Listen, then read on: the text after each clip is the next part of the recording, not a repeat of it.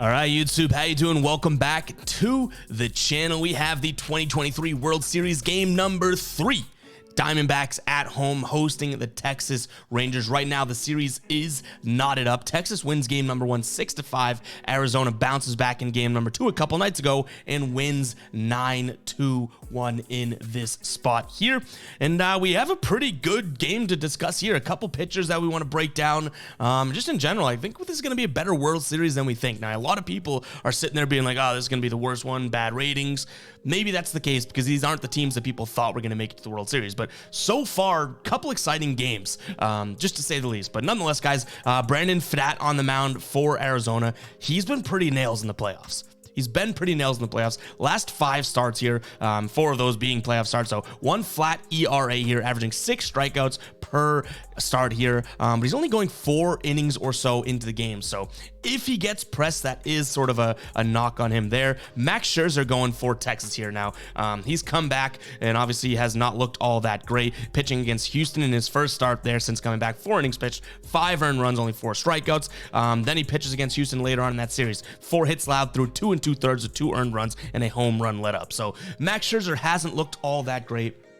But what I will say, if we're just talking pitching here, right, I do think that Scherzer has an upper hand in this spot just because of the experience. So Brandon Pfaadt has been really good in the playoffs. He was kind of shaky in the regular season, up and down, not very consistent, I should say. And I just, part of me is thinking, okay, the kid, this is going to be too big of a stage now. Could he prove me wrong? Yes. Great.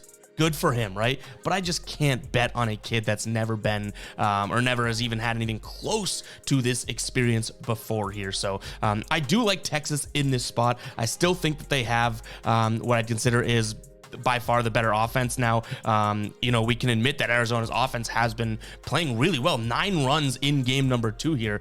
You can't just graze past that, but Texas still in their last 5 year batting .260, averaging 7 runs per 9 with a .351 on base percentage, averaging almost 8 hits per 9 there, 2 home runs and 2 extra base hits. So those are just numbers across the board where it's like, all right, this offense should do their thing here. Whereas Arizona, not struggling, but just not as good as Texas. .239 average over the last 5 year against righties, 3.6 runs per 9, 5.6 hits, with a .294 on base percentage, right? And then in a game in which Arizona pitched or played against Texas back in May, Brandon Pfaadt got the start here. 4.2 innings pitched, 7 earned runs, 4 home runs let up, averaged almost 20 pitches per inning. Like, there just isn't enough here for me to back Pfaadt, right?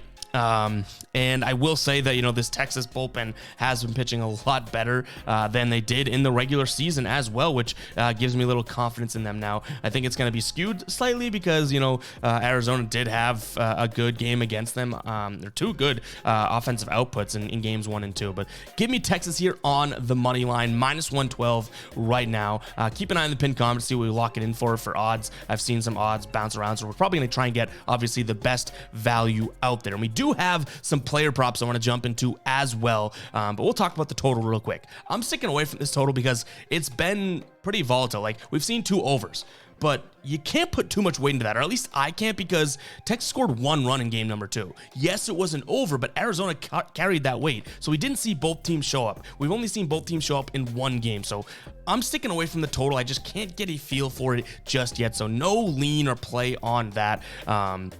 I don't mind Texas's team total over because I do think Pfaadt's going to have a tough time out there. But nonetheless, guys, I am leaning towards and probably locking in. We can count as I'll still put in the pin comment, but locking in Texas on the money line here. So before we do get into the player props, because I have a couple player props that I want to throw your way as well, I do want to talk to you about OddsJam, guys. If you haven't tried out OddsJam yet, you are seriously missing out. You can get 7 days free with the link in the pinned comment, and you can use code GuyBoston. Yes, and you get 7 days free, and you can use code GuyBoston and get 25% off your first month. Right now, we'll take a peek at the positive EV screen, which is really cool here, guys. It uses sportsbooks to identify outliers in the market. For example, Hot Streak has Ketel Marte over 0.5 player home runs for plus 510, right? The average odds across sportsbooks is plus 421, so there is some serious value there. You see MGM plus 400, Caesars plus 390, DraftKings plus 425. If you can work this into a Hot Streak slip, you're looking at plus 510 odds there. really, really cool. And what I really do love is their fantasy optimizer, guys. Prize Picks, Underdog, Parlay Play, any of the apps you guys use, odds are they have it here. It compares sportsbooks odds to the line that you're getting and the value you're getting over on Prize Picks. Gives you a % chance to hit. I would not play Prize Picks without an optimizer tool like this. So make sure to go check out OddsJam. Those are just two of the tools that they offer. Guys, they have plenty and a plethora of things to help people like you and me beat the sports books. Let's go ahead and jump into some player prop action today. All right, first one we're looking at is Geraldo Perdomo over 0.5 bases. He's done this in 6 straight games. What I really like is the fact that he's going up against Scherzer, who throws 46% fastballs, right? If we toggle to fastballs here, his K percentage drops to 11.4 from 17.4, right? And his WOBA jumps up to 334. We like to see that as well. And looking at the fastball, look at this. Scherzer obviously going to throw it all over the place. Perdomo, if he hangs one little low, I think this is a good spot for him. So Perdomo over 0.5 bases is player prop number.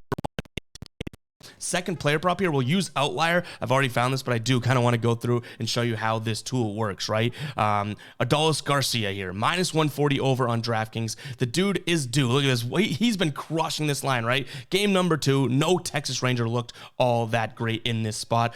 He bats righty better than he does left. He's going against Brandon Pfaadt, and obviously this is a guy that, you know, just has been crushing it. Again, look at this trend. He's done this in 8 of his last 10 games here. In his last 5, including a 0, still averaging 1.8 hits, 1.2 runs, and 2.8 RBIs in the last 5 games here. Minus 140 on DraftKings. Yes, it's a little bit of juice, but I do like the spot here. But again, I was showing you guys the outlier screen here, right? You could see all these player trends. You could sort by last 10, last 5, H to H, to 2023, that type of thing. It's a really, really cool tool here. One that we also considered was Max Scherzer here, his strikeouts, but I just haven't trusted him since he has been back. But nonetheless, guys, again, locking in Perdomo over 0.5 bases and Adolis Garcia over 1.5 hits, runs, and RBIs as our 2 player props in today's game. So we have Texas on the money line and then those 2 player props. Hope you guys did enjoy. If you did, comment 7. Let me know that you made it this far into the video. Also, I know I just talked about OddsJam, but we have an outlier link in the pinned comment as well if you want to check that out. But yeah, guys, fun World Series. Like, I think that I'm on the opposite side of people saying that this is a boring World Series. I think that this is a fairly good one. I'm all there for an underdog story, right? So technically speaking, Arizona big underdogs in this one, but both these teams underdogs in many, you know, minds, right? Like they weren't the teams that were supposed to be there. So I'm all here for it and I like it. But yeah, guys, go ahead and let me know what you guys think and everything like that in the comments, and I'll catch you guys in the next one. Peace out.